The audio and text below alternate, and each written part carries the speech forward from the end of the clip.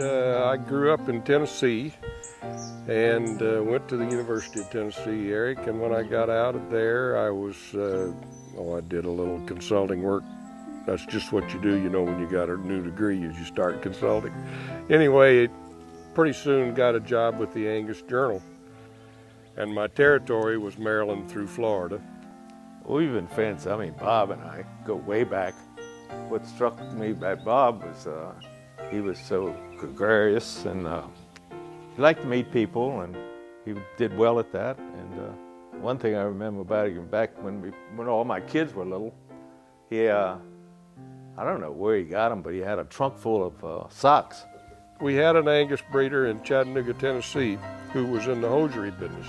And for some reason or other, he thought that my trunk ought to be filled up with socks. So he would fill it up with socks. Well, I had about as much need for 50 pairs of socks.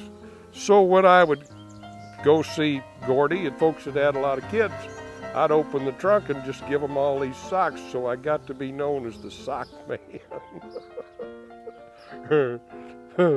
Actually, he was with me when I bought my first Y bull from Y Plantation. Y Angus bulls were very popular all over the country, and they were very expensive. And I found this bull that had been in a herd, a commercial herd, over next to Baltimore. He and I went over there to look at the bull, and we both liked him. We didn't know what the woman wanted for it. It was a 44 woman. And I said, well, what do you think we ought to pay for him? Bob said as little as possible. So, you know, you always usually become friends with people because you have a lot in common. And you have a lot of friends in common.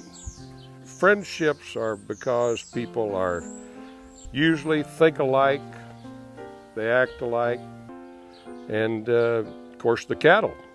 Being the common denominator, we all love cattle and fast horses.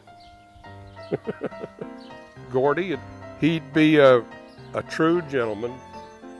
Of course, everybody knows he's tighter than bark on an oak tree. But if I needed any help in any way, he'd be the first person I'd call. And I think everybody in this community feels the same way about Gordy.